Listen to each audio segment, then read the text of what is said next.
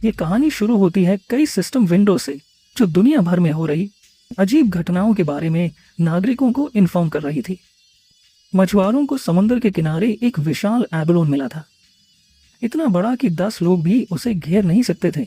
शक था कि ये न्यूक्लियर वेस्ट वाटर की वजह से म्यूटेटेड हो गया है।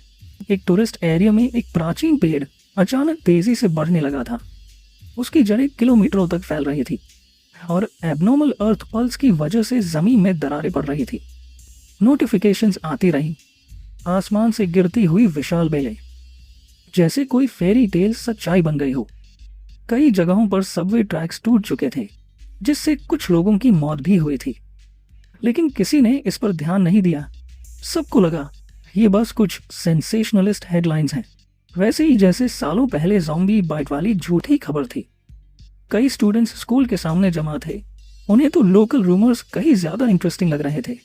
तभी अचानक उनका ध्यान भटक गया उस फिगर की तरफ जो पास आ रही थी। वो थी स्कूल की ब्यूटी चुच चिंगली। भीड़ में तुरंत ये चर्चा शुरू हो गई कि शायद वो आज अपने बॉयफ्रेंड से ब्रेकअप करने वाली हैं। उनके अनुसार वो रिश्ता सिर्फ उसकी तरफ से एक चैरिटी था। चुचू चिंग ली को पहले ही चिंग चोंग यूनिवर्सिटी में एडमिशन मिल चुका था, जबकि उसका बॉयफ्रेंड किसी ढंग की यूनिवर्सिटी में भी नहीं जा पाया था। उनका फ्यूचर अब पूरी तरह अलग अलग रास्तों पर था। चु किंगली ने फोंग यी के पास आकर उसका ध्यान खींचा। फोंगी ने थोड़ा क्यूरियस होकर उसकी तरफ देखा। एक ठंडे एक्सप्रेशन के साथ उसने कहा कि उसने सब सोच लिया है और अब ये रिलेशनशिप रियलिस्टिक नहीं है। स्कूल टाइम की मोहब्बत एक वक्त पर आकर टूट ही जाती है, जब इंसान समझ जाता है कि वो एक दूसरे के लिए नहीं बने। एक साथ जिंदगी बिताने के लिए सिर्फ हिम्मत नहीं, कंपैटिबिलिटी भी चाहिए होती है, और इन सब रीजंस की वजह से उन्हें रिश्ता खत्म कर देना चाहिए। उसने अंदर ही अंदर सोचा कि चाहे फोंगी कितनी भी कोशिश कर ले, उसे वापस जीतने की ये नामुमकिन है। फोंगी चुप रहा। ये देखकर लोगों ने सोचा कि वो इतना शॉक्ड है कि उसे कुछ समझ ही नहीं आ रहा। आखिरकार वो स्कूल की ब्यूटी थी।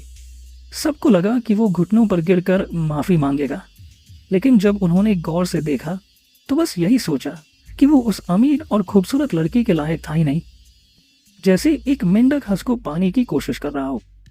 शांत नजर के साथ फोंगी ने ब्रेकअप के लिए हाँ कर दिया, जिससे चू चिंगली और बाकी सब लोग शॉक में आ गए। जब उसे कुछ कहने को नहीं बचा तो हमारा लड़का पलटा और वहां से जाने लगा। वो घबरा गई और उसे पुकारा। तेज नजरों से उसने मुड़कर पूछा, अब क्या चाहिए? उसकी आंखों में गुस्सा चमक रहा था। उसने साफ कर दिया कि उसे कोई फर्क नहीं पड़ता कि वो क्या सोच रहा है या क्या चाले चलेगा। वो उसके पास वापस नहीं आने वाली और ये बात क्लियर होनी चाहिए। फोंगी ने उसकी तरफ देखा और कहा, खुद को ज्यादा मत समझो स्कूल ब्यूटी। ये सुनकर उसकी आंखें हैरानी से फैल गई और वो थोड़ा ब्लश कर गई। बाकी सब लोग फोंगी के एटीट्यूड पर दम थे। फोंगी जानता था कि चू चिंगली और बाकियों को कोई अंदाजा नहीं था कि असल में क्या होने वाला है। उसे पता था कि सोसाइटी के करंट रूल्स जैसे पैसा और एजुकेशन जल्द ही राख बन जाएंगे। उन्हें नहीं पता था कि वो एक आने वाली तबाही से लौट कर आया है, एक ऐसा इंसान जो दोबारा इसी टाइमलाइन में जन्मा है। इसीलिए जो चू चिंगली उसके सामने खड़ी थी, वो उसके लिए बस किसी और जिंदगी की एक अजनबी थी। फोंगी स्कूल से निकल गया। उसके पास करने को ज्यादा जरूरी काम थे। उसके लिए स्कूल ब्यूटीज और रेपुटेशन जैसी चीजों की अब कोई वैल्यू नहीं थी, क्योंकि सब कुछ पूरी तरह बदलने वाला था। असल क्राइसिस तो ब्लू स्टार पर पूरी मानता के ऊपर मंडरा रही थी। ये सब शुरू हुआ बीती रात, जब फोंगी की नींद खुली और कुछ अजीब दरारों ने उसे भविष्य दिखाया। और फिर सिस्टम ने इन्फॉर्म किया और रिकवरी डिटेक्ट की गई है। इसकी फुल एक्टिवेशन होगी 364 दिन 11 घंटे और 59 मिनट में। और जैसे हाँ ये होगा, दुनिया में अभूतपूर्व ट्रांसफॉर्मेशन आ जाएगा। फोंगी थोड़ा कंफ्यूज था। कई रहस्यमयी फिगर्स उसके सामने आए और सिस्टम ने रिवील किया कि अब सोसाइटी के रूल्स दोबारा लिखे जाएंगे। कल्टिवेटर्स का युग आने वाला है और ताकत ही नई पहचान बनेगी। हमारा लड़का थोड़ा क्यूरियस हुआ। उसने हाथ आगे बढ़ाया और पूछा, तुम कौन हो? तभी एक अजीब सी रोशनी उसके सामने चमकने लगी। एक सिस्टम विंडो खुली जिसमें लिखा था कि ये सिस्टम ब्रह्मांड के छोर से आया है कॉस्मिक सीक्रेट्स और टॉप टियर एल्गोरिदम से बना है। इसका काम है कि होस्ट द्वारा छुए गए स्पिरिचुअल मटेरियल्स के आधार पर कल्टीवेशन टेक्निक्स को ऑटोमेटिकली जनरेट करना। अभी की स्थिति दिखा रही थी करंट टेक्निक्स 0। फुंगी ने हाथ आगे बढ़ाया और हैरानी से देखा कि उसका हाथ सिस्टम विंडो के आर पार चला गया। तभी एक ताकतवर मॉन्स्टर सामने आया और जोर से दहाड़ने लगा। फुंगी जड़ हो गया, डर से उसकी आंखें फैल गई। उस मॉन्स्टर के मुंह में एक लाश थी और सिस्टम ने रिवील किया कि ये उसका ऑर्डिनरी इंसान के तौर पर अंत था और ब्लू स्टार पर अरबों लोगों की भी यही किस्मत होगी। फुंगी ने घबराकर सलाइवा निकली और उसके दिल में डर भर गया। उसने हाथ सीने पर रखा और उसकी आंखों में चिंता उभर आई। फुंगी सोचने लगा और उसे अपनी पास्ट लाइफ याद आने लगी। वो तब बस एक एवरेज इंसान था जो हालातों की आंधी में बह गया था, बस किसी तरह सर्वाइव करने की कोशिश कर रहा था, इस उम्मीद में कि एक दिन डिजास्टर को पार कर पाएगा। लेकिन उसने अपने देश को गिरते देखा, अपने लोगों को तकलीफ में देखा और आखिरकार वो म्यूटेटेड बीस्ट से नहीं बच सका। उसे याद आया कि वो डिस्पेयर में मरा था, क्रोध से भरा हुआ और पतले की आग में जलता हुआ। अब उसकी आंखों में डिटर्मिनेशन चमकने लगी। शायद इसी वजह से सिस्टम ने उसे चुना था, और रिकवरी के ठीक 1 साल पहले वापस लाने के लिए। उसने फिर से हाथ बढ़ाया, इस बार पूरी क्लैरिटी के साथ, क्योंकि वो जानता था कि अभी दुनिया के ज्यादातर लोगों को ये बदलाव का आने वाला तूफान बिल्कुल भी महसूस नहीं हुआ है। फंगी ने सिस्टम के फ्रैगमेंट्स को छुआ और तय किया कि अब वो ऑरा से जुड़ी हर अनोमली का फायदा उठाएगा। सिस्टम ने नई इवैल्यूएशन शुरू की। हमारे लड़के की आंखों में चमक आ गई जब सिस्टम ने बताया कि कनेक्शन सफलतापूर्वक स्थापित हो गया है। एक नया रास्ता अनलॉक हो चुका था और अब अस्तित्व की हर चीज को मटेरियल की तरह इस्तेमाल किया जा सकता था। उसका मिशन था ताकतवर टेक्निक्स और एबिलिटीज को कलेक्ट करना, एक स्ट्रॉन्ग कल्टिवेटर बनना और दुनिया को बचाना। शहर में लोगों को इन्फॉर्म किया गया कि मानवता अब एक अभूतपूर्व संकट का सामना कर रही है। इस बार जवाब अतीत में नहीं मिल सकते थे, अब बस एक ही रास्ता था, अपनी ताकत से ढलना। सब लोग हैरान थे, बस फॉन्गी को छोड़कर। जब उसने अपना फोन चालू किया तो उसे कई नोटिफिकेशंस मिली। उसे समझ आ गया कि सरकार ने इन अजीब घटनाओं को न तो कंफर्म किया है और न ही डिनाई, बस लोगों से तैयार रहने को कहा है। ये उसने पहचाना, ये एक्साई नेशन का सटल वार्निंग देने का तरीका था, क्योंकि जो रिपोर्ट्स कभी मिथिकल नॉनसेंस मानी जाती थी अब वो वायरल हो रही थी। उसकी आंखों में उदासी आ गई क्योंकि उसे अपना पास्ट याद आ गया। वो जानता था कि एक्साइनेशन का ये इनडायरेक्ट और शांत अप्रोच लोगों को शांत और भरोसे में रखने में मदद करता है। ये तरीका धीमा और मुश्किल था, लेकिन पड़ोसी देशों के क्योस और गनफायर से कहीं ज्यादा इफेक्टिव था। फिर उसे याद आया कि सिस्टम ने बताया था कि वो कुछ भी इस्तेमाल कर सकता है। इसका मतलब था कि उसे वहां जाना चाहिए जहां अनोमलीज हो रही हों। उसका ध्यान फोन पर गया। वो खबर नंबर 1 ट्रेंडी में थी। चिंगचंग यूनिवर्सिटी में यूवी इंडेक्स ने इस सदी का हिस्टोरिक रिकॉर्ड पार कर लिया था। इस वजह से हीट वार्निंग जारी किया गया था और नए स्टूडेंट्स को सलाह दी गई थी कि वो सेफ्टी प्रिकॉशंस लें और सनस्क्रीन का इस्तेमाल करें। स्टूडेंट्स थोड़े कंफ्यूज थे। उन्हें लगा कि अब तो टॉप यूनिवर्सिटीज भी सेंसेशनलिस्ट मार्केटिंग करने लगी है। सबको यकीन था कि ये झूठ है, बस किसी पेड टॉपिक को ट्रेंड करवाया गया है, क्योंकि ऐसी गर्मी तो लोगों की जान ले सकती है। फैंग जी ने आसमान की तरफ देखा, बादलों से भरा हुआ था। फिर उसने अपना यूवी मीटर एक्टिवेट किया। रीडिंग थी 0। वो थोड़ा कंफ्यूज हो गया, समझ नहीं पा रहा था कि वेदर इतना अलग कैसे हो सकता है, जबकि चिंगचंग यूनिवर्सिटी यहाँ से बस 15 मिनट की दूरी पर थी। यूनिवर्सिटी से ब्लेजिंग सन की इमेजेस पब्लिश हुई और स्टूडेंट्स को इन्फॉर्म किया गया कि रजिस्ट्रेशन जारी रहेगा, लेकिन नॉर्थ गेट से एंट्री अवॉइड की जाए क्योंकि वही यूवी इंडेक्स हाईएस्ट है। बाकी सभी गेट्स खुले रहेंगे। फॉन्गी हल्का सा मुस्कुराया। उसे पता था जब पहली बार अनोमलीज होती है तो लोग उन्हें पब्लिसिटी स्टंट ही समझते हैं, लेकिन सच्चाई सिर्फ उसे मालूम थी। उसकी आंखों में खुशी की चमक थी क्योंकि उसका पहला मौका आ चुका था। फैंग यी ने कपड़े बदले और निकल पड़ा चिंगचंग यूनिवर्सिटी की ओर। सभी लोग अम्ब्रेलास लेकर चल रहे थे। इतनी गर्मी थी कि पेड़ों के पत्ते तक झड़ चुके थे। हमारा लड़का सीधे नॉर्थ गेट पर गया, सबसे कम भीड़ वाला गेट। उसे यकीन था कि कुछ न कुछ गड़बड़ जरूर है। आसमान से चमकती हुई राख गिरने लगी। बाकी स्टूडेंट्स वहां से भागने लगे ताकि झुलसने से बच सके, लेकिन फैंग यी की नजर बस उसी पर टिकी रही। वो बैठ गया और उसने फैसला किया कि वो उसे छुएगा। जैसे ही उसकी उंगली राख से टच हुई, एक तेज रोशनी उसमें से निकलने लगी और सिस्टम ने बताया कि उसने यांग एट्रीब्यूट में इंटेंस फ्लक्चुएशन डिटेक्ट किया है और उसका डेटा टेम्पलेट अनलॉक किया जा रहा है। एनर्जी फैंग यी के शरीर में प्रवेश करने लगी, जिससे उसे भीषण दर्द हुआ। एक तेज चमक उसके शरीर से निकलने लगी। लोगों ने अपनी आंखें ढक ली ताकि अंधे न हो जाए। उन्हें कुछ समझ नहीं आ रहा था। सबको लगा कि वो हैल्यूसिनेट कर रहे हैं। एनर्जी ने उसके कपड़े जलाने शुरू कर दिए, जिससे उसने अपने दांत भींच लिए। उसने अपने सिर पर हाथ रखा और पागल होने लगा। समझ नहीं पा रहा था कि सिस्टम का कंपाइलेशन खत्म हुआ या नहीं। उसे लग रहा था जैसे उसकी जान जा रही हो। कंपाइलेशन पूरा हुआ और फैंग यी को यांग एट्रीब्यूट टेक्निक मिली, गोल्डन सन ब्रीदिंग टेक्निक। कुछ समय बाद चिंगचंग यूनिवर्सिटी में नए स्टूडेंट्स की रजिस्ट्रेशन का दिन था। हमारे मेन कैरेक्टर की एक्स गर्लफ्रेंड रजिस्ट्रेशन एरिया में पहुंचती है। एक लड़का उसका सूटकेस उठाने को ऑफर करता है, फिर और लड़के उसका ध्यान पाने की कोशिश करते हैं, लेकिन वो सबको मना कर देती है और कहती है, मुझे तुम्हारी मदद की जरूरत नहीं है। वो एक कपल को देखती है और हल्की सी हंसी उड़ाती है, लेकिन तभी एक तेज गोल्डन लाइट चमकती है, जिससे वो और बाकी सारे स्टूडेंट्स चौंक जाते हैं। लाउड स्पीकर पर अनाउंसमेंट होती है, सभी नॉर्थ गेट से दूर रहें। वो लड़की गंभीर हो जाती है और देखने का फैसला करती है कि हो क्या रहा है। नॉर्थ गेट पर एक जबरदस्त गोल्डन एनर्जी फूट रही थी।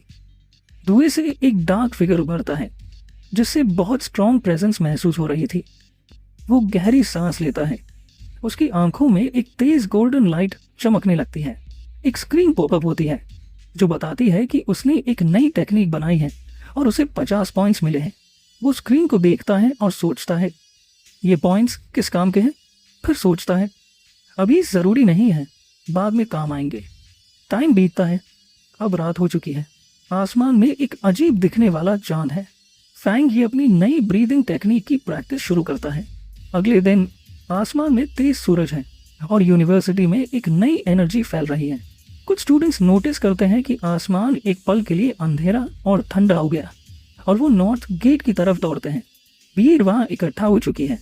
सब जानना चाहते हैं क्या हो रहा है। यूनिवर्सिटी का डीन गुस्से में है, पूछता है कि किसी ने वार्निंग को क्यों इग्नोर किया। एक ग्रुप भीड़ को चीरता हुआ आगे आता है और सभी उनके लिए रास्ता बनाते हैं। एक हुडेड इंसान गंभीर चेहरा लिए डीन से कहता है कि नॉर्थ गेट को पूरी तरह ब्लॉक कर दिया जाए। उसी मोमेंट में सिस्टम फैंग यी को बताता है, तुमने एक पोल्यूटेड एरिया को क्लीन कर दिया है। अब उसे पता चलता है कि सरकार को पहले से इन जगहों की जानकारी है और वो सोचने लगता है कि क्या और लोग भी हैं जो उसके जैसे हैं।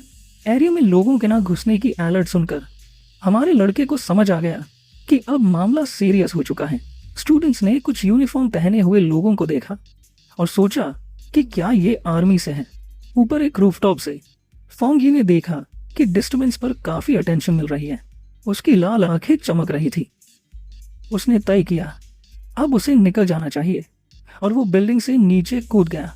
नीचे वो रहस्यमयी हुडेड इंसान क्रैक्ड जमीन पर चल रहा था। एनर्जी के असर से जमीन फटी हुई थी। उस फिगर ने सीन को ध्यान से देखा। वो जमीन पर झुका और एनर्जी के बचे हुए निशान महसूस करने के लिए हाथ लगाया। फिर उसने जमीन का एक टुकड़ा उठाया और जांचने लगा कि असल में हुआ क्या था। हुडेड फिगर ने उस टुकड़े को स्टडी किया और समझ गया कि ये एनर्जी किसी इंसान ने पैदा की थी। तभी ऑफिशियल्स ने स्टूडेंट्स को वहां से हटाना शुरू किया, जबकि हुडेड इंसान दूर से सब कुछ देख रहा था। भीड़ में लड़के की एक्स गर्लफ्रेंड शॉक थी, ये सुनकर कि ये सब सिर्फ एक इंसान ने किया है। उसी वक्त उसने किसी को दूर छलांग लगाते हुए देखा और सोचने लगी कि क्या वो उसका एक्स था, लेकिन फिर झटक कर वो ख्याल निकाल दिया। उसके मार्ग से तो वो इस स्कूल में आ ही नहीं सकता था। दूर फॉन्ग यी के घर पर सूरज ढल चुका था और रात हो चुकी थी। वो बेड पर लेटा था और कंप्लेन कर रहा था कि ठंडे शावर के बाद भी उसका शरीर अब तक गर्म है। गर्मी के कारण उसे नींद नहीं आ रही थी। उसे ये भी चिंता थी कि आज जो कुछ हुआ उससे शायद किसी ने उसे नोटिस किया हो। उसने अपना फोन उठाया और एक पॉपुलर न्यूज स्टोरी देखी कल्टीवेशन एसोसिएशन के बारे में। उसे याद आया कि पहले सब इसे इंटरनेट की एक मजाकिया बात मानते थे। उसे अचानक यूनिवर्सिटी में आए हुडेड लोग याद आए। शायद वो इसी एसोसिएशन से थे।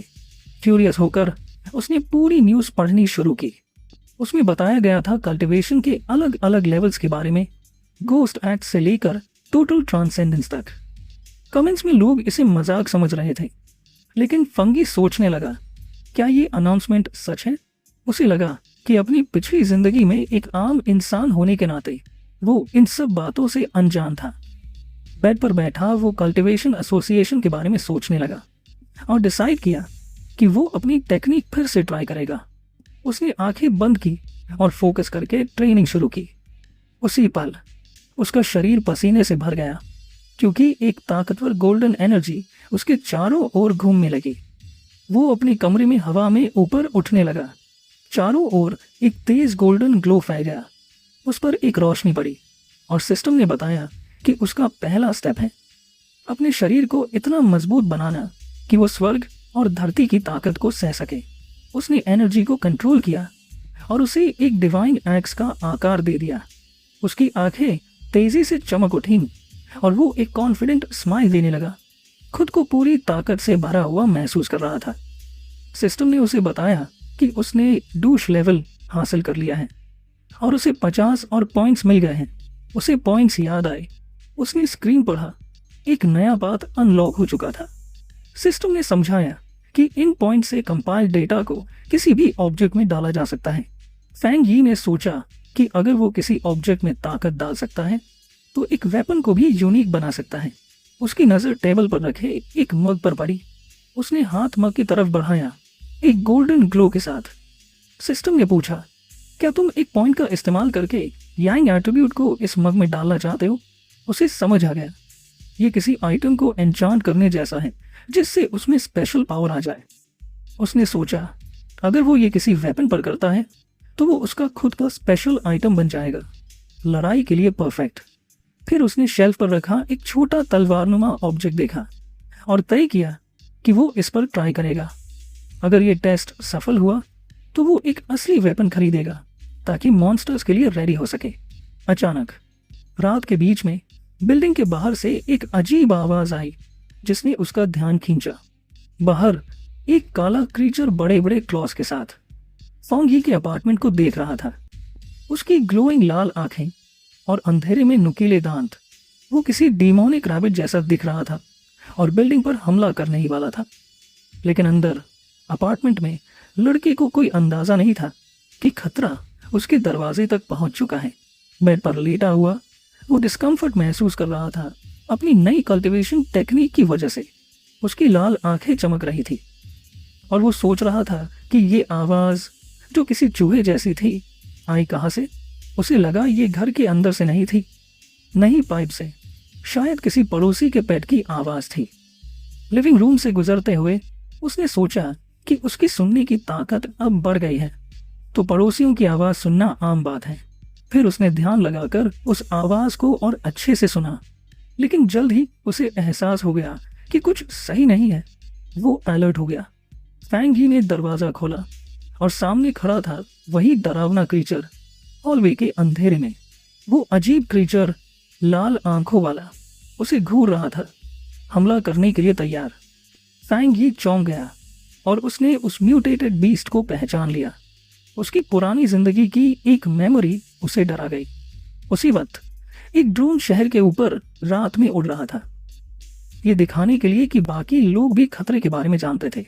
एक इमारत की छत पर एक लड़की खड़ी थी, शिकायत कर रही थी कि अब तक उस रैबिट को नहीं पकड़ पाए जिसने रेयर फ्रूट खा लिया था।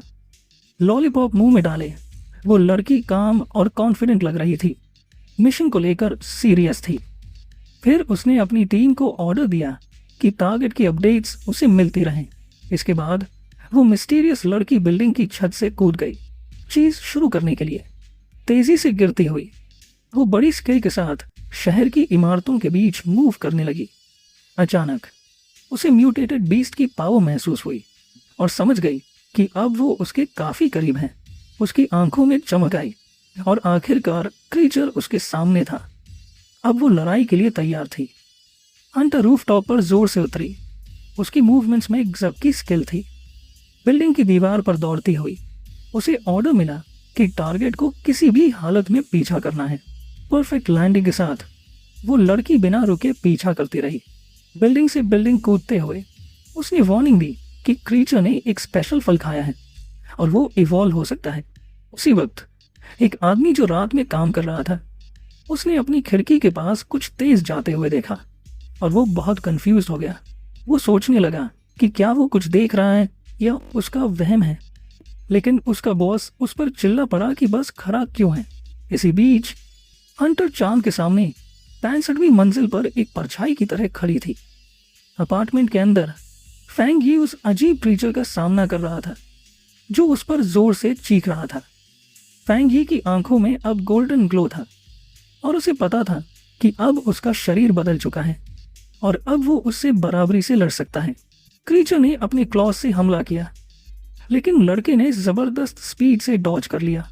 फैंग यी को लगता है कि अब उसकी बॉडी सच में बदल रही है और अब वो हमलों को स्लो मोशन में देख सकता है। हाथ में सन एनर्जी लेकर वो सोचता है कि कोई म्यूटेटेड बीस्ट इतनी जल्दी यहाँ कैसे आ गया। फिर उसे अपनी पास्ट लाइफ की बातें याद आती है और वो मॉन्स्टर का सामना करता है। उसे पता है कि वो क्रीचर अभी तक पूरी तरह इवॉल्व नहीं हुआ है और नाइट उसे और ज्यादा ताकतवर और गुस्सैल बना देता है। इसलिए वो तेजी से आगे बढ़ता है ताकि उसे रोक सके, वरना बिल्डिंग में सब मर जाएंगे। फॉन्ग ही उस क्रीचर को अपनी एनर्जी से भरे हाथ से पकड़ लेता है। हैरान कर देने वाली ताकत के साथ वो डर के बिना उस अजीब क्रीचर को काट लेता है। वो मॉन्स्टर को कसकर पकड़ता है और उसकी सुनहरी आंखें ठंडी और फोकस्ड नजर से चमकती है। फिर वो जवान क्रीचर को हवा में घुमाता है और महसूस करता है कि उसकी पूंछ उसकी कमजोरी है। मौका पाकर वो बीस्ट की पूंछ को पूरी ताकत से पकड़ता है। फंदगी उस मॉन्स्टर को खिड़की से टकरा देता है और वो जोर से टूट जाती है। उसका मुक्का सुनहरी रोशनी में चमकता है और वो जोरदार पंच के लिए तैयार होता है। लड़का एक एनर्जी बीम छोड़ता है जो हवा में क्रीचर से टकराती है। मॉन्स्टर पूरी तरह उस ब्राइट गोल्डन बीम में ढक जाता है, लेकिन वो क्रीचर अपने पंजों से उस एनर्जी को पकड़ लेता है और उसकी पावर लेने की कोशिश करता है। फैंगी समझ जाता है कि ये मॉन्स्टर उसकी यांग पावर चुराने की कोशिश कर रहा है और वो पलट कर लड़ता है।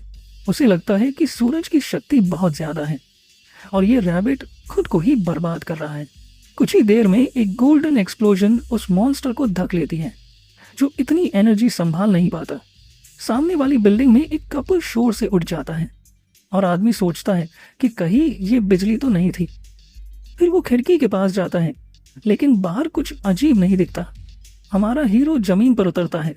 चारों ओर उसकी बची हुई सुनहरी एनर्जी फैली होती है। वो जवान सोचता है कि ये क्रीचर एक भूखे भटकते भूत जैसा था जो उसकी शक्ति को खाना चाहता था। लड़ाई के बाद मॉन्स्टर की आंख जमीन पर गिरती है और उसमें से अजीब काला धुआं निकलता है। गंभीर नजर से वो क्रीचर के बचे हुए हिस्से को देखता है जिसे उसने अभी हराया है। बिना कुछ सोचे वो जोर से उस आंख पर पैर मारता है और बचे हुए बीस्ट को कुचल देता है। उसे समझ आता है कि ये क्रीचर ऑफ द नाइट उसकी विपरीत यांग टाइप शक्ति के लिए बुरी तरह से तरस रहा था। वो जवान सोचता है कि अगर वो नॉर्मल होता तो ये मॉन्स्टर बिल्डिंग के सब लोगों को आसानी से खा जाता। इसी से उसे पता चलता है कि अब उसे आगे के खतरों से लड़ने के लिए और टेक्निक्स सीखनी होंगी। इसी बीच एक रहस्यमयी लड़की चांदनी रात में हवा में कूदती है, एक हंटर की तरह दिखती हुई। गजब की स्पीड के साथ वो जवान लड़की एक बिल्डिंग की साइड से बहुत तेजी से नीचे दौड़ती है। जब वो सीन पर पहुंचती है तो उस मिस्टीरियस हंटर की आंखें हैरानी से खुल जाती हैं। रात के सन्नाटे में खड़ी वो सोचती है कि कहीं कोई और तो उसका टारगेट नहीं मार गया। जमीन पर घुटनों के बल बैठकर वो नोट करती है कि टारगेट पूरी तरह से नष्ट हो चुका है और अब वो नाइट एट्रीब्यूट वापस लेने की कोशिश करेगी। लेकिन जैसे ही वो मॉन्स्टर के बचे हुए हिस्सों को छूती है, उसे एक सुनहरी एनर्जी चौंका देती है। जो अभी भी वहां मौजूद हैं। वो लड़की फिर तेज गर्मी और जलती हुई शक्ति को महसूस करती है, जिससे वो तुरंत पीछे हट जाती है। वो जवान औरत यूनिवर्सिटी गेट की एनर्जी को याद करती है और समझ जाती है कि ये कोई कोइंसिडेंस नहीं है। इस खोज के बाद वो लड़की अपना कम्युनिकेटर ऑन करती है, चेहरा गंभीर और निश्चय से भरा हुआ। वो अपनी बेस को बताती है कि टारगेट को एक पावरफुल नए फॉरेनर ने मारा है, जिसके पास खास एबिलिटी है। कम्युनिकेटर से एक वॉइस पूछता है कि क्या वही इंसान गेट को भी साफ कर चुका है और रैबिट को भी मारा है। एक आदमी कंफर्म करता है कि उनके पास उस इंसान की कोई जानकारी नहीं है और एसोसिएशन को उसे रिक्रूट करना होगा। सिल्वरहेड लड़की इस प्लान से सहमत होती है। फिर वो बड़ी सावधानी से उस छोटी सी एनर्जी की लॉ को अपनी ड्रेस पर लगे एक कंटेनर में रखती है। उसका बॉस कहता है कि उसे बाकी सारे मिशंस रोकने होंगे और अब उसका सिर्फ एक टारगेट होगा, नए 4 एरनर को ढूंढना। इस पर मिस्टीरियस हंटर शांति से अपना लॉलीपॉप खोलती है। लड़की वो कैंडी मुंह में डालती है और कहती है कि उसे नया आदेश अच्छे से समझ आ गया है, लेकिन मिशन शुरू करने से पहले वो कहती है कि पहले उसे थोड़ा मिल्क टी लेना होगा ताकि वो रिलैक्स कर सके। कम्युनिकेटर की वॉइस सोचती है कि ये रहस्यमयी और ताकतवर इंसान आखिर है कौन। लड़की भी मानती है कि प्रेसिडेंट सही था और अब उसे इस पावरफुल मास्टर से जरूर मिलना चाहिए। फुंगी का दिन शुरू होता है सुनविसे के साथ। वो स्ट्रेच करता है, ट्रेनिंग के लिए तैयार। उसे पता है कि जल्दी उठना उसकी शक्ति के लिए अच्छा है, इसलिए वो एक और सेशन के लिए खुद को तैयार करता है। लड़ाका अपनी ब्रीदिंग मेथड इस्तेमाल करता है, सुबह की गोल्डन एनर्जी को अंदर लेता है। जैसे ही एनर्जी उसे भरती है, उसकी आंखें गोल्डन पावर से चमकने लगती है। वो गोस्ट एक्स रियल में प्रवेश करता है और टेक्निक की शक्ति को महसूस करता है। एक अचानक बर्स्ट ऑफ एनर्जी उसे चौंका देता है। उसे एहसास होता है कि वो फिर से और ज्यादा ताकतवर हो रहा है।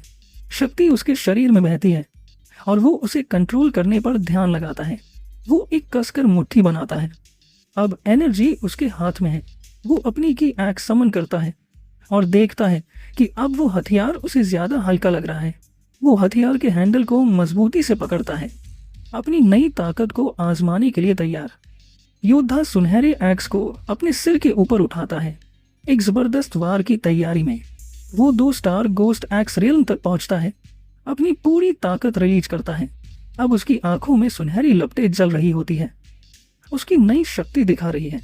फंगी का शरीर अब पहले से कहीं ज्यादा मजबूत और सख्त महसूस होता है। इस बदलाव के बाद वो इतनी जल्दी इसलिए ग्रो कर गया क्योंकि उसने पिछले पावर अप से बची हुई एनर्जी का उपयोग किया।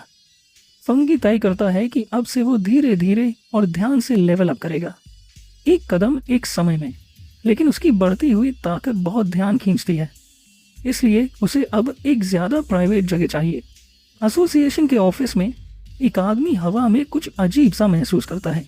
उसे सूरज की एनर्जी में बदलाव दिखता है और वो सोचता है कि क्या ये फिर से वही नया लड़का है। फुंगी एक शांत जगह ढूंढता है, नदी के किनारे, ताकि वो अपने प्लान्स को आगे बढ़ा सके। एक सिस्टम स्क्रीन सामने आता है और वो कंफर्म करता है कि वो अपने हथियार में एक स्पेशल क्वालिटी ऐड करेगा। उसे याद आता है कि उसने पहले भी ये कोशिश की थी, लेकिन वो आइटम इतनी एनर्जी को सहन नहीं कर सका था। इस बार नया ब्लेड उसकी एनर्जी के साथ काम करता है और एक मजबूत कनेक्शन बनाता है। एक सिस्टम मैसेज कंफर्म करता है कि आइटम एनकोडिंग सफल रहा।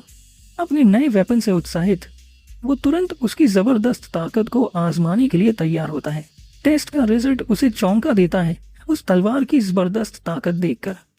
तलवार से एक बहुत बड़ी सुनहरी रोशनी की बीम आसमान की तरफ निकलती है।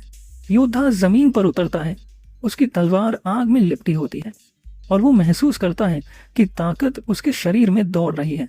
वो उस वार से लगभग आग लगा देता है और समझ जाता है कि उसकी ताकत कितनी खतरनाक है। हमले से उठे धुएं का गुबार इतना बड़ा होता है कि उसे यकीन हो जाता है कि कोई उसे देख चुका होगा और अब उसे वहां से निकलना होगा। एक लड़की तेजी से उस धुएं की तरफ भागती है जो उसने पीछे छोड़ा था।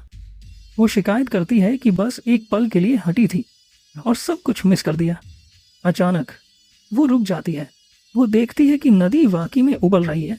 एजेंट उस तबाही वाले इलाके के ऊपर उड़ती है, सोचते हुए कि उस नए लड़के ने आखिर किया क्या है। उसे पहले ही अंदाजा है कि अब उसे डांट पड़ने वाली है, क्योंकि जब से वो आया है सब गड़बड़ हो गया है। तभी दूर एक सुनहरी चमक उसकी नजर में पड़ती है और उसकी जिज्ञासा जाग जाती है। हंटर को जो महसूस होता है उससे वो दंग रह जाती है। ऐसा मुमकिन नहीं है। उसकी ताकत 1 स्टार से 2 स्टार तक पहुंच गई है और उसने एक स्पिरिट वेपन भी बना लिया है। एसोसिएशन के पास भी ऐसे सिर्फ 2 हथियार हैं और उन्हें बनाने का तरीका अभी तक पूरी तरह से जाना नहीं गया है। लड़की को शक होता है कि उसे ये ताकत अकेले में कैसे मिल गई, लेकिन फिर सोचती है कि शायद वो गलत है और तय करती है कि पहले उसके फैलाए हुए गड़बड़ को साफ कर दे। काफी दूर फांग ये सोचता है कि अब उसके हथियार में यांग की विशेषता है, लेकिन वो इससे भी ज्यादा चाहता है। सिस्टम कुछ भी एनकोड कर सकता है, तो वो प्लान करता है कि इस तलवार में और गुण जोड़ देगा। अचानक उसका फोन बजता है। किसी अनजान शख्स का मैसेज आता है। उसे पूरी तरह भूल गया था कि उसकी प्रोफाइल प्राइवेट नहीं थी। अब कोई अजनबी उसे पायोनियर्स ग्रुप में इनवाइट कर रहा है। वो चौंक जाता है जब जानता है कि ऑफिशियल मेंबर बनने के लिए कम से कम घोस्ट एक्स रियल का होना जरूरी है। वो अजनबी एक नए पॉल्यूशन जोन की बात करता है और उसे ग्रुप हंट के लिए बुलाता है। वो लोकेशन मांगता है और अजनबी उसे शैडो रिवर के लावा ड्रैगन की एक फाइल भेजता है। उस जोन में लावा और वही यांग विशेषता है जो अब उसके पास है, इसलिए फांग ही उस इनवाइट को एक्सेप्ट कर लेता है। काफी दूर बिनमो डिस्ट्रिक्ट में एक ग्रुप किसी ओल्ड ली के दोस्त का इंतजार कर रहा होता है। एक मेंबर कहता है कि लड़की का मैप इतना अच्छा था कि वो आराम से वहां पहुंच गया। ब्लॉन्ड लड़की सबको आने के लिए धन्यवाद कहती है और बताती है कि उन्हें साथ मिलकर काम करना होगा। वो कल्टीवेशन एसोसिएशन से है और उसे इस बात से निराशा होती है कि यहाँ के पायोनियर्स ज्यादा स्ट्रॉन्ग नहीं है। बहुतों को नहीं पता कि कल्टीवेशन एसोसिएशन एक गवर्नमेंट ग्रुप है। उसमें एंट्री मिलना बहुत मुश्किल था और उसके परिवार को फेवर मांगने पड़े थे, इसलिए वो फेल होना बर्दाश्त नहीं कर सकती थी। तभी एक एक्सप्लोरर देखता है कि न्यूबी आ चुका है और उसका नाम लेकर पुकारता है, फांग। फांग ये अपनी नई तलवार के साथ जबरदस्त एंट्री करता है और ग्रुप को अपना परिचय देता है। एजेंट उसकी ताकत से चौंक जाती है, लेकिन देखती है कि उसकी ऑरा डरावनी नहीं बल्कि गर्मजोशी भरी है। चूंकि अब टीम पूरी हो चुकी है, लीडर सिग्नल देती है और वो लोग केव के एंट्रेंस की तरफ बढ़ते हैं। फांग ही आगे बढ़ने का फैसला करता है और ब्लॉन्ड एजेंट से कहता है कि लाइट का ध्यान रखे। ग्रुप केव में चलता है और उनमें से एक फांग को दिए पत्थरों के बारे में सावधान करता है। उन्हें थोड़ा अजीब लगता है कि ये जगह अभी तक ज्यादा गर्म क्यों नहीं है। फांग ही सोचता है कि टीम ने उसे कितनी जल्दी स्वीकार कर लिया और महसूस करता है कि इस कठिन समय में ये दोस्ती सच्ची लगती है। फांग ही आगे बढ़ता जाता है और उसके पैरों के नीचे की जमीन का रंग बदलने लगता है, जो बताता है कि खतरा पास है। अचानक वो एक बहुत बड़े ओपनिंग में पहुंचते हैं और हैरान रह जाते हैं जब सामने उबलते लावा की एक नदी दिखती है। बिना देर किए फांग खतरे की तरफ भागता है और ब्लॉन्ड एजेंट चिल्ला उठती है कि इतना लापरवाह मत बनो। सबको चौंकाते हुए योद्धा अपनी तलवार सीधा लावा में घुसेड़ देता है। एक्सप्लोरर घबरा जाते हैं और मदद के लिए चिल्लाते हैं। एक जोरदार धमाका पूरी टीम को पीछे फेंक देता है और फांग ही का सिस्टम एक वर्ल्ड वाइड समस्या डिटेक्ट करता है और डेटा को एनालाइज करने लगता है। जब उसने अपनी तलवार लावा में डाली, सिस्टम ने उस अजीब घटना का विश्लेषण किया और एक नई ताकत का खुलासा किया, इनर फ्लेम, जिसमें बहुत ही ज्यादा इंटरनल टेम्परेचर और विस्फोटक गुण थे, और स्कारलेट फ्लेम स्वॉर्ड टेक्निक, जो तब एक्टिवेट होती जब तलवार को खींचा जाता और तलवार आग और बिजली से ढक जाती। संकल्पित, फांग यी ने अपनी तलवार को मजबूती से पकड़ा। उसकी आंखें और तलवार दोनों जलती हुई ऊर्जा से चमकने लगे। ये टेक्निक उसकी टांग तलवार के लिए एकदम परफेक्ट थी। नीचे बाकी एक्सप्लोरर्स जो पहले वाले धमाके से पीछे फेंके गए थे हैरान रह जाते हैं जब फांग यी आग के एक बवंडर के बीच में बिना किसी नुकसान के खड़ा होता है और समझ जाते हैं कि उसका हथियार लावा की ताकत को सोख रहा है। फांग यी फिर अपने स्क्रिप्ट पॉइंट्स का इस्तेमाल करके स्कारलेट फ्लेम विशेषता को हमेशा के लिए अपनी तलवार में एम्बेड कर देता है, जो अब ऊर्जा से जल रही होती है। जब आग शांत होती है, उसके साथी मानते हैं कि शायद उसे एक छोटा कल्टीवेशन एक्सीडेंट हुआ था और अब वो रिकवर कर चुका है। ग्रुप बहुत उत्साहित हो जाता है क्योंकि अब उन्हें महसूस होता है कि केव की स्पिरिचुअल एनर्जी स्टेबल हो चुकी है। उनमें से एक खुश होकर कहता है कि अब वो इसे आसानी से एब्जॉर्ब कर सकता है, जबकि दूसरा, जो अपनी कल्टीवेशन जर्नी शुरू करने ही वाला था, खुशी से शाओया का नाम पुकारता है। ब्लॉन्ड एजेंट शाओया उन्हें ट्रेनिंग के लिए प्रोत्साहित करती है और कहती है कि वो पहरा दे दे, और टीम उसे इस मौके के लिए धन्यवाद देती है। अचानक ही शांति टूट जाती है जब शाओया एंट्रेंस पर कुछ लोगों के आने का एहसास करती है और चेतावनी देती है कि दूसरे पायोनियर्स आ रहे हैं। 3 मस्कुलर आदमी अंदर आते हैं, जिनमें से एक की एक आंख पर पैच होता है और उसकी लाल आंखें चमक रही होती हैं। वो घमंड से कहता है कि अब ये संसाधनों से भरपूर इलाका उनका है। शाओया चिंतित हो जाती है क्योंकि वो पहचानती है कि ये तीनों 1 स्टार घोस्ट एक्स रियल्म के हैं, एक ऐसा लेवल जिसे उसकी टीम चुनौती नहीं दे सकती। खतरा होने के बावजूद शाओया उन्हें समझाने की कोशिश करती है। वो विनम्रता से कहती है कि वो पहले पहुंच गए थे और चाहे तो वो भी ज्वाइन कर सकते हैं, लेकिन उसकी डिप्लोमेसी का मजाक उड़ाया जाता है। आंख पर पैच वाला लीडर उसकी लो लेवल का मजाक उड़ाता है और कहता है कि या तो भाग जाओ या अंजाम भुगतो। शाओया का चेहरा सख्त हो जाता है। वो सोचती है कि इस नए युग में सर्वाइवल ऑफ द फिटेस्ट ही कड़वी सच्चाई है, लेकिन एक ज़ेया नेशन की एसोसिएशन मेंबर होने के नाते वो तय करती है कि वो ये अन्याय नहीं होने दे सकती। जैसे ही टकराव और बढ़ने वाला होता है, फांग यी शाओया और उस घमंडी लीडर के बीच में आ जाता है। उसकी तलवार जल रही होती है और वो ठंडी आवाज में उस आदमी से पूछता है, क्या तुम्हारे पास कोई और काम नहीं है जो तुम एक लड़की को डराने चले आए? आई पैच पहनने वाला लीडर सन्न रह गया और एकदम चुप हो गया। बिना किसी हिचकिचाहट के फांग यी ने एक विनाशकारी वार किया, जिससे आग का एक धमाका हुआ और तीनों हमलावर दूर जा गिरे। इस हमले की ताकत से फांग यी की अपनी टीम भी ध्यान से चौंक गई। उसे उन त्रासदियों की याद आई जो ताकतवर है वही सही है वाले नियम को मानने वालों ने किया था। ऐसे लोगों पर बस जबरदस्त ताकत ही काम करती है। ये समझाते हुए फांग यी ने अपनी तलवार जमीन में उस दुश्मन लीडर के सामने घुसेड़ दी। चारों ओर एक जबरदस्त सुनहरी आभा फैल गई। उसने ठंडी आवाज में कहा, दफा हो जाओ। इस दूसरी ताकत की झलक देखकर लीडर डर गया। फांग यी को राक्षस कहकर चिल्लाया और अपने आदमियों को भागने को कहा, जबकि फांग यी बस खड़ा होकर उन्हें भागते हुए देखता रहा।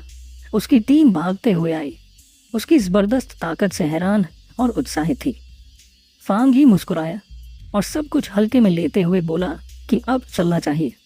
जब टीम वहां से निकलने लगी तो शियाओया मन फांग यी की दिखी शक्ति के बारे में सोचने लगी। उसने महसूस किया कि फांग यी ने अपनी पूरी ताकत नहीं दिखाई थी। उसे यकीन हो गया कि वो एक टॉप टियर पायनियर है। उसने तुरंत तय किया कि उसे ये बड़ी खोज अपनी संस्था को रिपोर्ट करनी चाहिए। दृश्य बदलता है। स्पिरिचुअल एनर्जी कल्टिवेशन एसोसिएशन के ऑफिस में एक महिला फोन पर शिया से बात कर रही होती है और हैरानी से दोहराती है, फिर से एक high attribute Pioneer. Office worker घबरा जाती है। उसे एहसास होता है कि उसने ज्यादा बोल दिया है, खासकर जब उसके पीछे एक रौबदार आदमी खड़ा होता है। वो बात जल्दी खत्म कर देती है। वो जवान लड़की जो उसके साथ थी खुशी से पूछती है कि क्या वाकई उन्हें 2 हाई एट्रीब्यूट पायनियर्स एक के बाद एक मिले, लेकिन उसके ग्रेबालों वाले सीनियर गंभीर होकर उसे टोकते हैं कि इसमें कोई किस्मत की बात नहीं है। वो समझाते हैं कि हर हाई एट्रीब्यूट व्यक्ति एक नई शक्ति केंद्र में बदल जाता है और यही बात उन्हें तनाव देती है। एक धूप से भरे आसमान के नीचे फांग यी शहर लौटता है। वो अपने आप को एक कॉस्प्लेयर की तरह दिखाने की कोशिश करता है, लेकिन उसकी ताकत और असली तलवार देखकर लोग और ज्यादा ध्यान देने लगते हैं। चलते चलते उसे पता चलता है कि गुफा में हुए हादसे की खबर वायरल हो चुकी है। वो खुद को कोसता है, इतना ध्यान खींचना ठीक नहीं था। उसे मालूम था कि उसकी इंटरनल फ्लेम का फटना बहुत ज्यादा नजर में आ गया। वो मान लेता है कि उसकी टीम उस पर भरोसा तोड़ने वाली नहीं है, लेकिन अब एक ज्यादा जरूरी बात सामने थी। उसने जो भारी मात्रा में यांग ऊर्जा अब्सॉर्ब की थी, वो उसे एक नई ब्रेक थ्रू की ओर ले जा रही थी। उसे तुरंत एक सुनसान जगह की जरूरत थी और वो पीछे के पहाड़ की ओर चल पड़ा। 5 मिनट बाद उसी पहाड़ पर एक सिल्वर बालों वाली लड़की सुचिंगिन, जो एक गार्डन रिस्टोरेशन एक्सपर्ट थी, को अचानक एक जबरदस्त ताकत का एहसास होता है। वो देखती है कि एक तेज रोशनी जैसे छोटा सूरज फूट पड़ा हो। उसे तुरंत समझ में आ जाता है कि कोई व्यक्ति 3 स्टार घोस्ट एक्स रील में ब्रेक थ्रू कर रहा है। उस एनर्जी का स्केल देखकर वो हैरान रह जाती है। उसने कभी नहीं सोचा था कि उस स्तर की ब्रेक थ्रू इतनी भयंकर हो सकती है। जिम्मेदारी और पहचाने जाने की एक हल्की सी झलक से प्रेरित होकर वो उस ऊर्जा के स्रोत की ओर दौड़ पड़ती है। सोचती है कि इस रहस्यमयी व्यक्ति को आज पकड़ कर ही रहेगी। हाइपर माउंटेन के ऊपर फैंग ही अपने ब्रेक थ्रू पर फोकस था। उसने गोल्डन एनर्जी की बड़ी मात्रा को खींच लिया जो उसके आसपास घूमती रही और फिर उसके सिर के ऊपर एक ब्राइट जैसी बॉल बन गई। जब वो हवा में मेडिटेट कर रहा था, उसके पीछे की पावर ने एक complex star shaped divine shape बना ली। गोल्डन एनर्जी उसकी स्किन पर चमक रही थी और उसकी आंखें पावर से चमक उठी थी जब वो उस वाइल्ड एनर्जी को कंट्रोल करने की कोशिश कर रहा था। आखिरकार वो पावर इकट्ठी हुई और एक जाइंट डिवाइन एक्स का रूप ले लिया जो प्योर गोल्डन और लाइट ब्लू एनर्जी से बना था और पावर से क्रैकल कर रहा था। इसी बीच सु जिंगयांग वहां पहुंची और अचानक रुक गई जब उसने ये अमेजिंग सीन देखा। उसने पूरी डिसबिलीफ के साथ देखा कि वो मिस्टेरियस आदमी अभी अभी बनाए गए डिवाइन एक्स को स्विंग करने वाला था। उसका कंट्रोल का लेवल इनक्रेडिबल था। उसने सोचा कि कोई इंसान इतनी स्पिरिचुअल एनर्जी को इतनी परफेक्ट स्किल और स्टेडीनेस के साथ कैसे कमांड कर सकता है। क्या यह आदमी सीक्रेटली सेंचुरीज से ट्रेनिंग कर रहा था? ये सीन उसके दिमाग में एक पेनफुल मेमोरी ले आया। सचिन को याद आया जब उसने खुद गोस्ट एक्स 2 स्टार लेवल का ब्रेक थ्रू करने की कोशिश की थी। उसके अपने डिवाइन एक्स का प्रेशर इतना ज्यादा था कि उसके ऊपर वापस आया और उसे खून के छींटे आ गए। वो एक पूरे हफ्ते तक बिस्तर से नहीं उठ पाई थी। वो नेचुरली स्ट्रांग थी लेकिन तभी वो बैडली फेल हो गई थी। उसके लिए ये समझना मुश्किल था कि ये मॉन्स्टर कैसे इतना पावरफुल ब्रेक थ्रू हैंडल कर पा रहा था। जब वो और करीब गई तो वो और भी ज्यादा अमेज थी। इतनी बड़ी मात्रा में स्पिरिचुअल एनर्जी, हर मूव में एक्स का परफेक्ट कंट्रोल और हर बिट ऑफ पावर इतना ज्यादा प्यूरिफाइड था जैसे हजारों बार फिल्टर किया गया हो। ये सब कुछ उसके देखे हुए किसी भी चीज से कहीं ज्यादा था। उसने डिसाइड किया कि ये इंसान सिर्फ एक अमेजिंग मॉन्स्टर नहीं था, वो तो एक गॉड जैसा था जो स्काई से नीचे आया हो। उसने उसकी काम और स्टेडी वे भी नोटिस की। ज्यादातर पायोनियर्स जब फील करते हैं कि उनका ब्रेक थ्रू होने वाला है तो वो तुरंत उसे पूरा करने की कोशिश करते हैं, लेकिन ये आदमी डीप एक्सपीरियंस और स्ट्रॉन्ग माइंड के साथ मूव कर रहा था जैसे ओल्ड टाइम्स का कोई मास्टर हो। उसके थॉट्स रुक गए जब वो joint fiery divine x move करने लगा। उसने उस ऑसम सीन को देखा जब एक्स पर्पस के साथ ईस्ट की तरफ स्विंग हुआ। अपने पावर के पीक पर फैंगी की आंखें प्योर गोल्डन लाइट से जल उठी थी जब रॉ एनर्जी के क्रैक्स उसके चेहरे पर फैल गए और वो एक blinding storm of golden power के अंदर फ्लोट कर रहा था। उसने सफलता से उस ह्यूज एनर्जी को कंट्रोल कर लिया जो उसने इकट्ठी की थी इवॉल्व करने के लिए। उसके बाद एक सिस्टम विंडो अपीयर हुआ जिसने ऑफिशियली कंफर्म किया कि वो गोस्ट एक्स रियल 2 स्टार तक पहुंच गया था। नया डिवाइन एक्स अर्थ में स्लैम हुआ, अपनी सारी पावर एक बड़े शॉक वेव में रिलीज करता हुआ जो माउंटेन के अक्रॉस टीयर कर गया। सचिन उस पावरफुल ब्लास्ट में आ गई और उस गोल्डन एनर्जी की वेव के खिलाफ खुद को स्टेडी रखना पड़ा। लेफ्ट ओवर फोर्स ने फॉरेस्ट के बीच एक बड़ा पाथ कट किया और फिर धीरे धीरे फेड हो गया। लेकिन जब उसने ऊपर देखा तो वो मिस्टीरियस आदमी कंप्लीटली डिसअपियर हो चुका था। एफर्ट और फ्रस्ट्रेशन से हैवी सांस लेते हुए सु जिंगयांग को यकीन नहीं हो रहा था कि वो फिर से उसे मिस कर गई, जबकि उसने सिर्फ 30 सेकंड्स में वहां पहुंच गया था। एक वरीइंग थॉट उसके दिमाग में आया।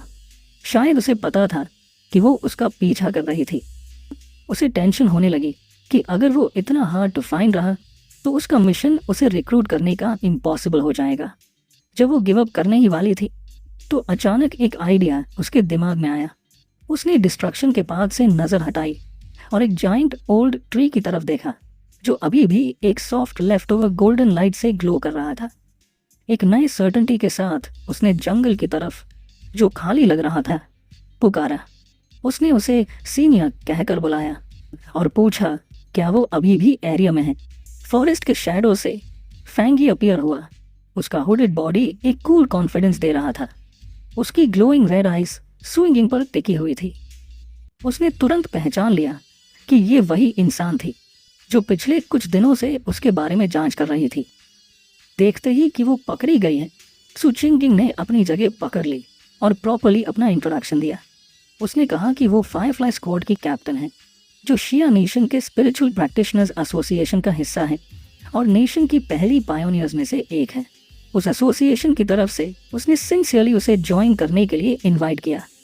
उसने एडमिट किया कि वो 2 दिन से उसका पीछा कर रही थी और उम्मीद की उसके मेथड्स ने उस पर बुरा असर नहीं डाला।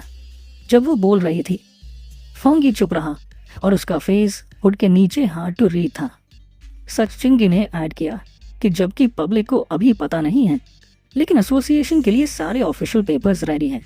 अंदर से वो काफ़ी नर्वस थी, अपने शब्दों को केयरफुली चूज कर रही थी और टेंशन में थी कि कहीं वो उस पावरफुल इंसान को बॉदर तो नहीं कर रही या गुस्सा तो नहीं दिला रही। उसे पता था कि उसे सॉफ्ट और रिस्पेक्टफुल टोन में बोलना होगा। उसका केयरफुली प्लान स्पीच कट गया जब फैंगी ने सिंपल और डायरेक्ट क्वेश्चन पूछा, व्हाई शुड आई जॉइन? ये डायरेक्ट क्वेश्चन उसके लिए एकदम सरप्राइजिंग था।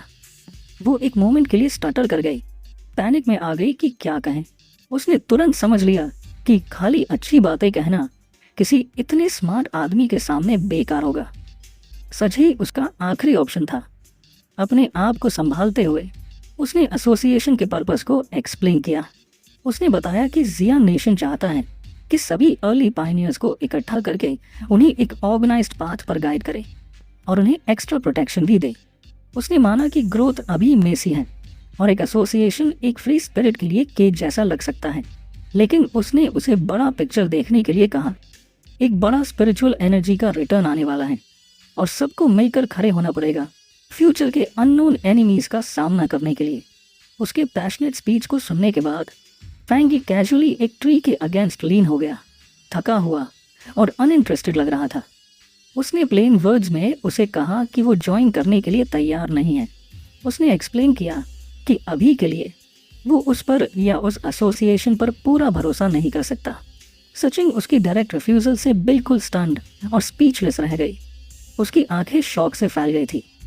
उसके रिफ्यूजल का सामना करते हुए सच चिंगी डेस्परेट हो गई।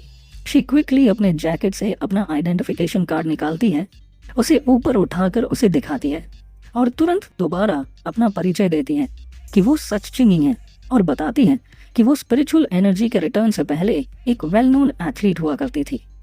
उसने उससे उस पर भरोसा करने की विनती की। उम्मीद करती थी कि उसकी पब्लिक आइडेंटिटी उसे ट्रस्ट करने का रीजन देगी। फैंग ये रुकता है और उसकी बातों पर सोचता है। वो थॉटफुल एक्सप्रेशन के साथ अपनी थोड़ी को छूता है, कहता है कि उसे अब वेगली उसका याद आ रहा है। उसके दिमाग में एक फ्रेम्ड पिक्चर याद आता है जिसमें वो अपनी विक्ट्री सेलिब्रेट कर रही थी as the runner up in the CI nations long distance championship.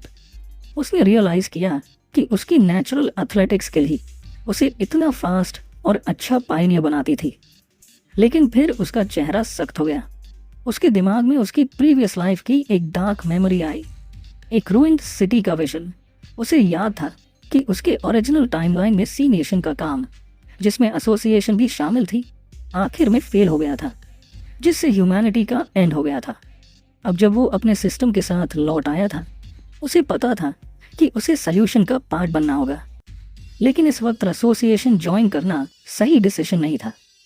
एक थॉटफुल लुक के साथ उसने वापस एक होपफुल सू चिंग्यांग की तरफ देखा और कंफर्म किया कि उसे उसका याद है। उसने कहा कि वो उसके ऑफर के बारे में सोचेगा और उसके जवाब देने से पहले ही वो हवा में जंप करके वहां से चला गया। उतनी ही तेजी से वो सू चिंगिंग के पीछे अचानक रिअपियर हो गया, जो अब स्टार्टल थी। उसने उससे एक फर्म कंडीशन दी कि वो अभी के लिए उसकी लोकेशन सबसे सीक्रेट रखे। अपने दिमाग में उसने उसके रिस्पेक्टफुल बिहेवियर को स्टडी किया और अंदाज़ा लगाया कि एसोसिएशन उन पावरफुल पायोनियर्स को नाराज नहीं करना चाहती जो उनके साथ नहीं है। उसने इसे एक वीकनेस के रूप में देखा जिसका यूज किया जा सकता है। सू चिंग ने एक डील सजेस्ट की। उसने एक्सप्लेन किया कि एसोसिएशन ने उसके ब्रेक थ्रू की एनर्जी डिटेक्ट कर ली थी और उसे एक रिपोर्ट फाइल करनी ही होगी। उसने सजेस्ट किया कि वो एक ऐसी रिपोर्ट भेजे जो सच और झूठ का मिक्स हो, ताकि उसकी आइडेंटिटी प्रोटेक्ट हो सके और उसके बॉसेस भी खुश हो जाएं। थोड़ी देर सोचने के बाद फैंग ही उसके प्लान से अग्री कर गया। शगी ने फैंग ही को उसके अग्री करने पर बुलाने की कोशिश की, लेकिन एक पल में ही वो गायब हो गया। वो माउंटेन स्लोप से नीचे उसके पीछे दौड़ी, लेकिन कोई फायदा नहीं हुआ। थकी और अननॉयड वो फॉरेस्ट के पाथ पर अकेले चलती रही। फ्रस्ट्रेशन में मटर करती रही कि कितनी बार वो उसे पकड़ने में फेल हो चुकी है और अब तो वो जानबूझकर उससे अवॉइड कर रहा है। उसने ठंडी सांस भरी, कंप्लेन किया कि कितना टायरिंग काम होता है उसके पीछे छोटी पावरफुल एनर्जी साइंस को एरेज करना। उसके थॉट्स एक वॉइस से कट हो गए जो उसके ईयरपीस में आई। उसे कहा कि वो इस हार्ड टू फाइंड पायनियर के बारे में टेंशन लेना बंद करे और अपने करंट मिशन को याद रखे। वॉइस ने सीरियसली उससे कहा कि वो स्ट्रेंज क्रीचर्स फिर से अपीयर हो गए हैं। सच चिंगयांग एकदम फ्रीज हो गई। उसकी आंखें शॉक से वाइड हो गई जब उसने पूछा क्या वो वाकई वापस आ गए हैं। एक स्कैरी मेमोरी उसके दिमाग में फ्लड हो गई, जिसमें वो ब्लडी माउथ्स और ग्लोइंग रेड आइज वाले टेरिफाइंग वुल्फ लाइक क्रीचर से घिर गई थी। उसने सोचा कि वो उन स्ट्रेंज ब्लडी बीस्ट्स को कभी नहीं भूल सकती। स्टोरी ने बताया कि वो क्या थे, कोल्ड, ईविल और ब्लडथर्स्टी मॉन्स्टर्स जो स्पिरिचुअल एनर्जी के रिटर्न से बने पॉल्यूशन जोन से पैदा हुए थे। उन्होंने वहां से पावर ली और ह्यूमंस को खाना शुरू कर दिया। कुछ तो अपने आप को नेचुरल डिजास्टर्स के रूप में भी छुपा लेते थे, लोगों को मारते थे जब वो लैंड्स को तोड़कर नए पॉल्यूशन जोन्स बनाते थे। अगर उन्हें रोका न गया तो उनकी डिस्ट्रक्टिव नेचर पूरे ह्यूमन वर्ल्ड को खा जाएगी जब तक कुछ बचा न रहे। अचानक एक हैवी स्टॉर्म सिटी को हिट करता है। नाइट स्काई स्ट्रीट लाइट से नहीं बल्कि कांस्टेंट वायलेंट लाइटनिंग फ्लैशेस से रोशन होती है। बारिश तेज गिरती है और रेड अलर्ट्स लोगों के फोन्स पर ब्लिंक करते हैं। सीवियर थंडरस्टॉर्म की वार्निंग के साथ सबको घर में रहने के लिए कहते हैं। एक और अलर्ट अनाउंस करता है कि वायु Huang mountain area flood risk की वजह से बंद कर दिया गया है। अपने विंडो से लोग कमेंट करते हैं कि उन्होंने इतना बड़ा स्टॉर्म सालों में नहीं देखा। कुछ लोग मजाक में कहते हैं कि शायद कोई powerful being near by lightning trial face कर रहा हो। रेनी एली में छुपे हुए फैंग इस स्टॉर्म को ग्रिमली देखता है। उसकी रेड आई ग्लो करती है। वो फील करता है कि हवा में लाइटनिंग एनर्जी की मात्रा बहुत ज्यादा है। उसकी वाइल्ड पावर को पहचान कर उसे समझ आ जाता है कि ये कोई ऑर्डिनरी स्टॉर्म नहीं बल्कि एक और अनोमली है। जब उसकी पावर एक पॉइंट पर फोकस होती है, उसकी आंखें सिटी बिल्डिंग्स के पार स्कैन करती हैं और एक डिस्टेंट माउंटेन पीक पर लॉक हो जाती हैं जो बार बार लाइटनिंग से हिट हो रहा होता है। उसने स्टॉर्म का सेंटर ढूंढ लिया था। बिना किसी हेजिटेशन के फैंग ही डाउनपोर में दौड़ता है। रूफ टॉप्स पर लीप करते हुए माउंटेन की तरफ बढ़ता है। जब फैंग ही वायु हुआंग माउंटेन के बेस पर पहुंचता है, उसका सिस्टम तुरंत कंफर्म करता है कि पॉल्यूशन जोन डिटेक्ट हुआ है। उसने पी की तरफ देखा, लेकिन उसकी यूजुअल ब्यूटी के बजाय उसने एक ग्रिम सीन देखा। ट्विस्टेड ट्रीज के बीच स्कैटर्ड स्केलेटल रिमेन्स। एक और सिस्टम नोटिस डेंजर में ऐड करता है। पॉल्यूशन लेवल अननोन है, फिर भी फैंगी बिना हिचकिचाए आगे बढ़ता है। डार्क स्टॉर्मी वुड्स में डिटर्मिन लुक के साथ एंटर करता है। जब वो स्टॉर्म के सेंटर के करीब पहुंचता है, उसने देखा एक massive bolt of blue lightning mountain के समिट पर स्ट्राइक करता है, पूरे एरिया को रोशन करता है। उसने अपना टारगेट ढूंढ लिया था। स्पिरिचुअल प्रैक्टिशनर्स एसोसिएशन के कमांड सेंटर में ऑफिशियल्स एक टेंस मीटिंग में होते हैं। एक लार्ज स्क्रीन पर एक vortex of blue energy mountain peak के ऊपर दिखाई देता है। एक ऑफिशियल रिपोर्ट करता है कि माउंट यूएन पर डेंजर तेजी से बढ़ रहा है, इसलिए उसे क्लोज करना होगा और एक न्यू कॉन्टामिनेशन जोन घोषित करना होगा। ग्रिम फेस्ट एसोसिएशन लीडर कहता है कि सिचुएशन इतनी क्रिटिकल है कि उसे सच चिंगी को एक और इम्पोर्टेंट मिशन से हटाना पड़ेगा। उसने उससे रिपोर्ट करने के लिए कहा कि क्या हो रहा है। सचिंग ऑफिशियल्स को बताती है कि इस वक्त माउंटेन पर चढ़ना इम्पॉसिबल है क्योंकि अनस्टेबल थंडर एनर्जी एक्सप्लोड होने वाली है। इस वजह से एरिया को ऑफिशियली ए लेवल कॉन्टामिनेशन जोन क्लासिफाई किया गया है। उसने और ज्यादा वरी न्यूज शेयर की।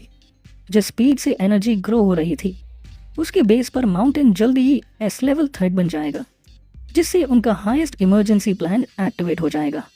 लेकिन उसने एक मेजर प्रॉब्लम पॉइंट आउट की। बेस्ड ऑन दैट डेटा, कोई भी एक्सप्लोरर जो उनके पास था सेफली उस एरिया के पास नहीं जा सकता था। और ये एडमिट किया गया कि खुद वो भी इसे हैंडल नहीं कर सकती थी। एक शॉक की लहर रूम में दौड़ गई जब कैलकुलेशंस ने दिखाया कि ये mission even highly advance explorers के लिए भी सर्टेन डेथ के बराबर होगा। इस इम्पॉसिबल सिचुएशन का सामना करते हुए एक सिक्योरिटी यूनिफॉर्म में आदमी ने ऑर्डर दिया कि माउंट वायु हुआंग के फुट को कंप्लीटली सील कर दिया जाए। 24/7 पेट्रोल्स भेजे गए ताकि कोई भी वहां चढ़ने की कोशिश न करे, और एसोसिएशन लीडर ने इस पर फर्मली अग्री किया। उसने डिक्लेयर किया कि उन्हें इस थ्रेट को रोकना ही होगा बाय सीलिंग द माउंटेन, और जब तक एनर्जी कॉन्सेंट्रेशन ड्रॉप ना हो जाए किसी को भी उसके पास जाने की इजाज़त नहीं दी जाएगी। जब एसोसिएशन को लगा कि माउंट यूएंग अब टू डेंजरस है, तब तक फोंगी ऑलरेडी उस जोन के अंदर काफ़ी डीप जा चुका था। बड़े बड़े ब्लू लाइटनिंग बोल्ट्स उसके आसपास क्रैश कर रहे थे। स्टॉर्म रेज कर रहा था, लेकिन फोंगी फर्म खड़ा था, अपनी ब्रीदिंग टेक्निक से बनी गोल्डन ऑरा से प्रोटेक्टेड। लेकिन उसे पता था सिर्फ स्टॉर्म में जिंदा रहना काफ़ी नहीं था। प्यूरेस्ट थंडर एनर्जी को पाने के लिए उसे स्टॉर्म के सेंटर तक, यानी माउंटेन के पीक तक चढ़ना होगा। उसका डिसीजन उसके पास्ट की डार्क मेमोरीज से फ्यूअल था। उसे पता था कि जो क्रीचर्स वो अभी फेस कर रहे हैं वो सिर्फ शुरुआत है, और फ्यूचर में और भी ज़्यादा टेरिफाइंग मॉन्स्टर्स अपीयर होंगे। उसने रियलाइज़ किया कि उसके पास जो करंट फायर बेस्ड पावर्स हैं वो फ्यूचर चैलेंजेस के लिए काफ़ी नहीं है। उसे खुद को और ज़्यादा स्ट्रॉन्ग बनाना पड़ेगा। सिर्फ अपने वेपन पर रिलाई करके काम नहीं चलेगा। लाइटनिंग से घिरे हुए फोंगी ने एक रेयर और परफेक्ट अपॉर्चुनिटी देखी थंडर एनर्जी का यूज़ करके अपने बॉडी को स्ट्रेंथन करने की। फोंगी जानता था अगर उसने ये मौका मिस किया तो फ्यूचर के डिजास्टर्स उसे ज़रूर मार देंगे। उसकी आंखें गोल्डन लाइट से ग्लो करने लगी। उसने अपना फ्लेमिंग स्वॉर्ड निकाला और एक डिफाइंट रो के साथ उसे सीधा एक मैसिव ब्लू लाइटनिंग बोल्ट में प्लंज कर दिया। वाइल्ड एनर्जी उसके अंदर सर्च कर गई। उसे टेरिबल पेन होने लगा, लेकिन उसका चेहरा डिटरमिन्ड बना रहा। उसका बॉडी वायलेंटली शेक कर रहा था, जैसे इलेक्ट्रिसिटी उसके अंदर से गुजर रही हो। उसने रियलाइज किया कि ये थंडर पावर एक डिवाइन पनिशमेंट जैसा था जो एक्टिवली उसके खिलाफ लड़ रहा था। स्टॉर्म गुस्से में था कि उसने उसकी टेरिटरी में कदम रखा, और ऐसा लग रहा था कि वो चाहता था कि फोंगी गिव अप कर दे। क्योटिक स्काई की तरफ देखते हुए उसने सोचा कि वो इस रॉ फोर्स को अपना कैसे बना सकता है। तब उसके दिमाग में एक आइडिया आया।